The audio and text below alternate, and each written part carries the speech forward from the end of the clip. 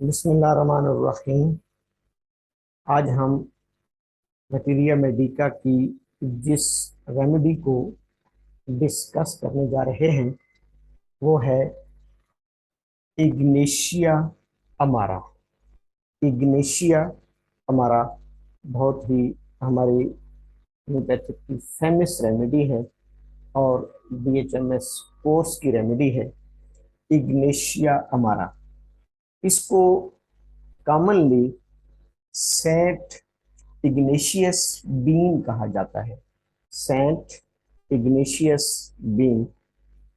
आज की ये हमारी मेडिसिन वेजिटेबल किंगडम से ताल्लुक रखती है और वेजिटेबल के ब्रेकियोफाइट्स यानी एंजियोस्पर्म्स ग्रुप से फ्लावरिंग प्लांट है और इसकी फैमिली लोगानिएसी फैमिली है। लोगानिएसी फैमिली।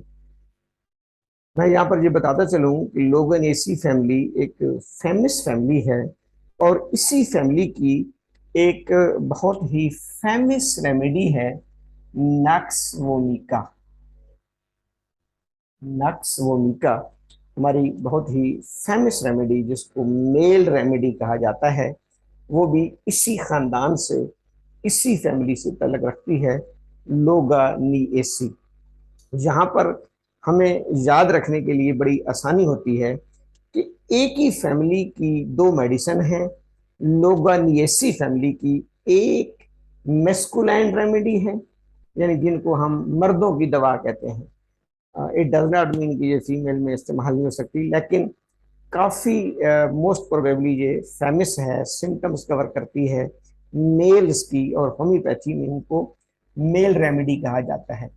इसी खानदान की दूसरी मेडिसिन इग्नेशिया अमारा। इग्नेशिया अमारा ये मोस्ट प्रोबेबली फेमिनाइन रेमेडी कहलाती है, यानी इसको हम फीमेल रेमेडी कह सकते हैं, जैसे नक्स वोमिका को हम मेल रेमेडी कहते हैं। एक तो ये बात याद रहेगी कि दोनों का खानदान, दोनों का किंगडम वेजिटेबल किंगडम, और दोनों की फैमिली भी सेम है, लोगानिएसी फैमिली है, लोगानिएसी। और इसको मस्कुलाइन कहा जाता है, इसको फेमिनाइन। दूसरा इसको याद रखने के लिए जो लफ्ज इग्नेशिया है, इग्नेशिया ये भी बेसिकली उसमें लैटिन रोमन में फीमेल के लिए यूज होता है। लैटिन रोमन में ये जो लफ्ज इग्नेशिया है, it is primarily a female name of Latin Roman origin that means fiery one. Ignatia is the feminine form of Ignatius. Ignatius की फीमेल फेमिनाइन यानी मुअन्नस फॉर्म को क्या कहा जाता है? इग्नेशिया। अब दो हवालों से हमें याद रहेगी क्यों हम इसको फीमेल रेमेडी या फीमेल में ज्यादा इस्तेमाल कराते हैं। इसकी डॉक्ट्राइन ये है कि एक तो ये लोगानिएसी फैमिली उसी फैमिली की मेल रेमेडी है नक्स वोमिका, और उसी फैमिली की फीमेल रेमेडी है। दूसरा लफ्ज इग्नेशिया, लफ्ज इग्नेशिया ये खुद फेमिनाइन फॉर्म है इग्नेशियस का। इस रेमेडी को होम्योपैथिक सिस्टम में डॉक्टर हनीमैन ने इंट्रोड्यूस कराया था 1805, 1805 में इसको डॉक्टर हनीमैन ने इंट्रोड्यूस कराया था। बहुत ही शॉर्ट एक्टिंग रेमेडी है, very very short acting remedy, यानी इसका एक्शन ऑफ ड्यूरेशन 9 डेज पर मुश्तमिल होता है। इसका एक्शन ऑफ ड्यूरेशन जो है very very short acting remedies, जिसका एक्शन 9 डेज यानी 9 दिनों पर मुश्तमिल होता है। अगर हम इसके म्याज्म की बात करें तो ये 16 म्याज्म के बैकग्राउंड से ताल्लुक रखती है। 16 म्याज्म के बैकग्राउंड से ये मेडिसिन हमारी ताल्लुक रखती है। अगर इसके हम टेम्परामेंट की बात करें तो इसका पेशेंट हाइपर सेंसिटिव, बहुत ज्यादा हिसास और नर्वस होता है। हाइपर सेंसिटिव और नर्वस पेशेंट होता है इस मेडिसिन का डायथिसिस। इस वजह से, क्योंकि इसकी सारी हिस्ट्री जैसे हमें पता है, इस हवाले से इसको हिस्टेरिकल डायथिसिस कहा जाता है। हिस्टेरिया के मरीजों में, हिस्टेरिया बेसिकली हेस्टर से निकला है डॉक्टर साहब, ये जो प्रॉब्लम्स है, बीमारी है हेस्टेरिया, ये हेस्टर से निकला है। और हेस्टर का ग्रीक ज़बान में लफ्जी मतलब यूट्रस होता है, यूट्रस। अब सोचने की बात यह है कि यूट्रस के साथ इसका क्या मुतल्लक है।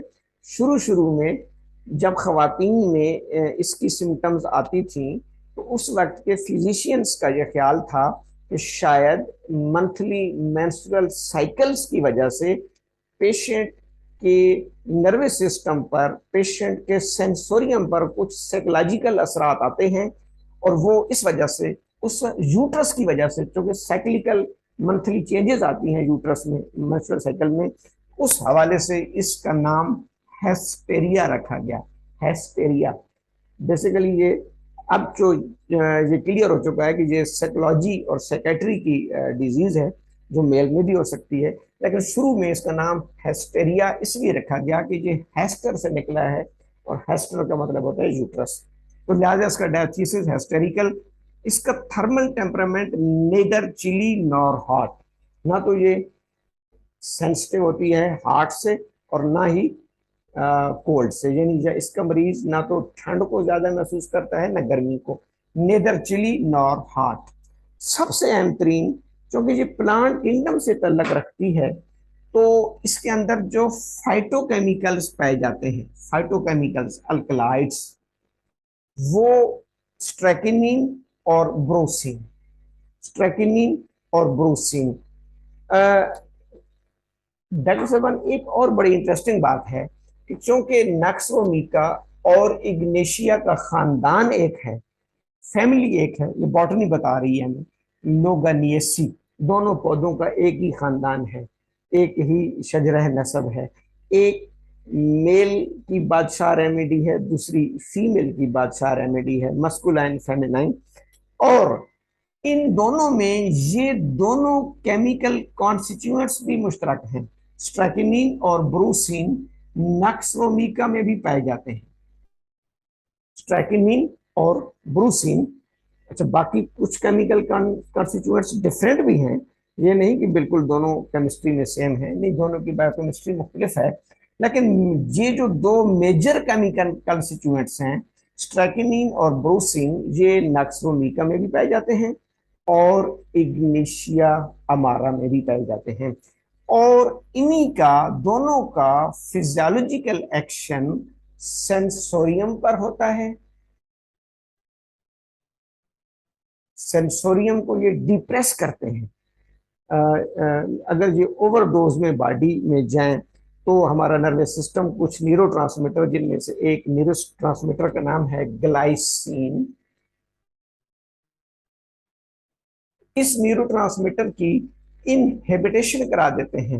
ये स्ट्रैकिनिन और ब्रूसिन, जो हमारे इग्निशिया के केमिकल कॉन्स्टिट्यूएंट्स हैं, ये इस ग्लाइसिन न्यूरोट्रांसमीटर को इनहिबिट करते हैं, जिसकी वजह से सेंसोरियल डिप्रेशन आता है। यानी क्यों इग्निशिया को हम डिप्रेस्ड फीमेल्स में, हिस्ट्री ऑफ ग्रीफ में, अब हिस्ट्री ऑफ ग्रीफ से क्या होता है, जब भी कोई शख्स किसी सदमे से दो चार होगा, किसी सानेहा से दो चार होता है, तो उसका सेंसोरियम डिप्रेशन में जाता है, डिप्रेस होता है, उसका किसी से बात करने को जी नहीं करता। जैसे इग्निशिया में भी यही तमाम इलामात हैं कि वो साइंग, आहें भरता रहता है, आहें भरता रहता है, वीपिंग टेंडेंसी है, फिर वो ऐसा ऐसा हिस्टेरिया में कन्वर्ट हो जाएगा, उसमें हिस्टेरिकल डेथिसिस आ जाएगा।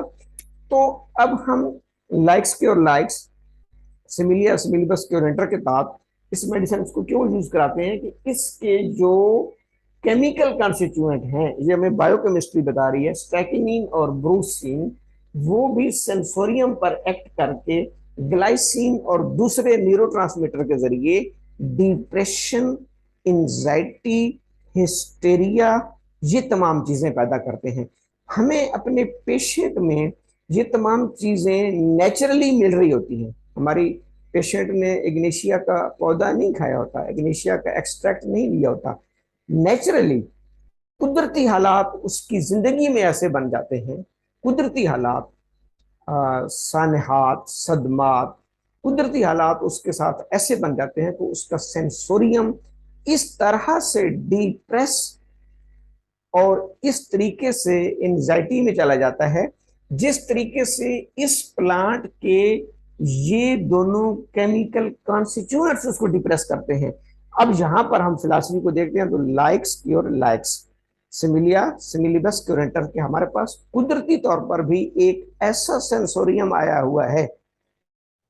डॉक्टर साहबान बात याद रखने की है, हमारे पास नेचुरली एक ऐसा ब्रेन, एक ऐसा सेंसोरियम आया हुआ है कि जो डिप्रेस है, जो हिस्ट्री ऑफ ग्रीफ में है, जो हिस्टेरिया जिसमें डेवलप हो चुका है, जिसमें डिप्रेशन आ चुका है कुदरती तौर पर, अब हमने उस तरह का सेंसोरियम अपनी रेमेडीज में देखना है। मसनूई, आपने फिलॉसफी पढ़ा है ना, कुदरती बीमारी के अगेंस्ट मसनूई बीमारी। तो अब हम जब अपने प्लांट्स को देखते हैं तो हमें इग्निशिया अमारा, लोगनिएसी फैमिली में स्ट्रैकिनिन और ब्रूसिन का भी यही एक्शन मिलता है, बिलखुसूस फीमेल पेशेंट में जो कुदरती तौर पर हमारे पास पेशेंट्स आती हैं। तो इसको लाइक्स के और लाइक्स के तहत हम अप्लाई कराते हैं। ये इसका मेन फिजियोलॉजिकल एक्शन है। इसका जो इस मेडिसिन के मोस्ट प्रोबेबली सीड्स को यूज कराया जाता है, सीड्स को। इसका जो मदर टिंचर है उसमें इसके सीड, बिलखुसूस बीन्स यूज किए जाते हैं, सीड्स और बीन्स यूज किए जाते हैं, जिसका हमारे होम्योपैथिक फार्माकोपिया के मुताबिक तकरीबन 100 ग्राम्स हम ड्रग लेते हैं, यानी इसका इसका पाउडर, इसका पाउडर लेते हैं ड्रग, जिसमें 150 ml distal water, pure water, distal या प्योर वाटर हम डालते हैं और उसमें 870 ml हम अल्कोहल डालते हैं।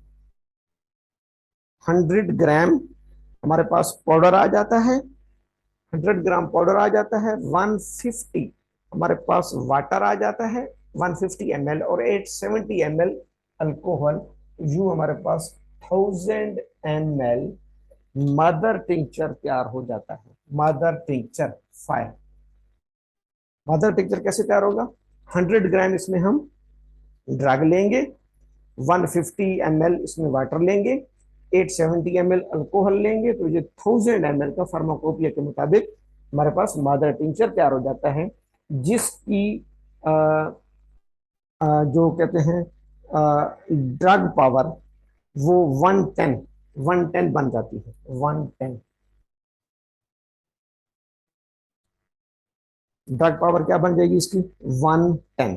अच्छा, अब मदर टिंचर के बाद फिर इसकी फर्दर पोटेंसीज इसकी इसी मदर टिंचर से फर्दर पोटेंसीज 2x 3x और फर्दर बनाई जाती हैं। इस रेमेडीज की जो एक और बड़ी की नोट सिम्टम्स है जो हमें याद रखनी चाहिए, क्योंकि बाकी तो सारी मेडिसिन आपस में एक साथ हो रही होती हैं, इस मेडिसिन के लिए एक लफ्ज याद रखना है, contradiction remedy. Contradiction remedy, contradiction remedy है ये। कंट्राडिक्शन रेमेडी का क्या मतलब है कि इसके मरीज में फॉर एग्जांपल कंट्राडिक्शन उल्टा आ रहा होता है। कैसे? कान में दर्द होगा, pain in ears which is meliorated by music.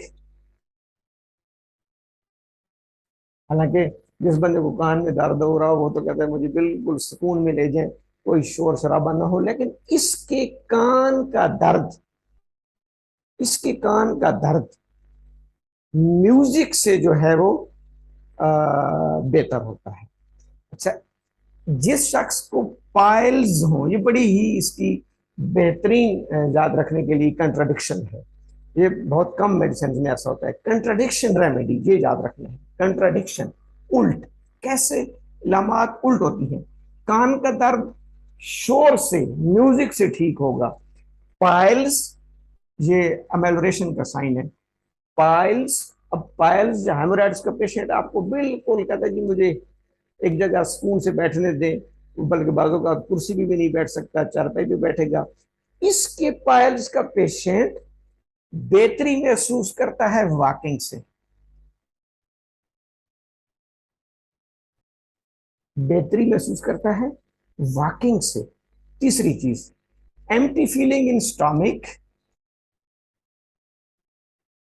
मरीज अपने मैदे को खाली खाली महसूस कर रहा होता है, उसका कुछ खाने को जी करता है, लेकिन नॉट रिलीव्ड बाय ईटिंग, लेकिन खाने से भी उसे कुछ फायदा नहीं होता। हालांकि उधर से उसको भूख लगी होती है, स्टमक खाली महसूस हो रहा होता है, लेकिन खाना खाने के बाद भी उसको बेहतरी नहीं आती। तो ये सारी इसकी कंट्राडिक्शन सिम्टम्स हैं। कान का दर्द म्यूजिक से बेहतर हो रहा है, पायल चलने से बेहतर हो रहे हैं, स्टॉमिक एम्प्टी ईटिंग से रिलीव नहीं हो रहा। एक और बड़ी इसकी बेहतरीन सिम्टम है, ग्रीफ में, शॉक में, सदमे में हमेशा इंसान गमगीन होता है, परेशान होता है। इसका मरीज स्पाज्मोडिक लाफ्टर, हंसता है, क्योंकि वो हिस्टेरिया में चला जाता है ना, लाफिंग इन ग्रीफ। ये भी उल्ट हो गया, लाफिंग इन ग्रीफ। अगली बात, नो थर्स्ट इन फीवर, बुखार भी है, प्यास नहीं है। रेड फेस, चेहरा सुर्ख होगा जैसे बेलाडोना में है, लेकिन साथ सर्दी महसूस होती है। हालांकि जब चेहरा सुर्ख हो तो गर्मी की निशानी है कि मरीज को जलन, बर्निंग, गर्मी। इसके मरीज का चेहरा सुर्ख होगा तो साथ उसको सर्दी महसूस होगी। नो थर्स्ट इन फीवर। एक्चुअली बाकी तो तमाम सिम्टम्स हमें कॉमन मिल रही होती हैं। हमने जो पेशेंट्स की असेसमेंट करनी होती है वो इन पेकुलर सिम्टम्स पे करनी होती है, जो दूसरे मरीजों में नहीं होती। बाकी पाइल्स के पेशेंट रेस्ट मांगते हैं, इसके पाइल्स का पेशेंट वॉकिंग मांगता है। बाकी कान के दर्द वाले सुकून मांगते हैं, इसके कान के दर्द को शोर से, यानी म्यूजिक शोर ही हो गया ना, इससे उसको इम्प्रूवमेंट होगी। बाकी खाली स्टमक जब खाते हैं तो बेहतर महसूस करते हैं, ये बेहतर महसूस नहीं करता। हमेशा ग्रीफ में लोग परेशान होते हैं, ये ग्रीफ में भी लाफिंग करता है, हंसता है, स्पाज्मोडिक लाफ्टर फ्रॉम ग्रीफ। ये इसकी अहम तरीन कंट्राडिक्शन सिम्टम्स हैं। वैसे उसको क्लिनिकली जाहिर है हमें सबसे जो अहम तरीन सिम्टम्स होती है वो जिंदगी में कोई भी हादसा, कोई भी वायलेंस, कोई भी ग्रीफ, इसका पेशेंट हाइपर सेंसिटिव होता है, साइंग साइंग आहें भरता है, ये इसकी अहम निशानी है। और इसके बाद हिस्ट्री ऑफ ग्रीफ अगर आपको मिल जाए, that is too much sufficient for prescription of this remedy. लेकिन इसकी तमाम चीज़ों का पता होना और ज़्यादा हमारे लिए स्कोप पैदा करता है। जैसे मैंने कहा कि अब हम इसको ग्रीफ में क्यों देते हैं कि इसके केमिकल कॉन्स्टिट्यूएंट स्ट्रैकिनिन और ब्रूसीन सेंसोरियम को ऐसा डिप्रेस कर देते हैं जैसे ग्रीफ में डिप्रेस हो जाता है बंदा। वहां नेचुरली डिप्रेस हो रहा है, यहाँ पर आर्टिफिशियली डिप्रेस हो रहा है ओवरडोज में जाने की वजह से। और जैसे मैंने कहा कि इसके मदर टिंचर में 100 ग्राम हम सफूफ लेंगे, इसका पाउडर लेते हैं, बाकी इसमें डिस्टिल वाटर और अल्कोहल डालते हैं। ये इसकी चंद अहम तरीन इलामात हैं। उम्मीद है कि इससे कुछ क्लियर हुआ होगा।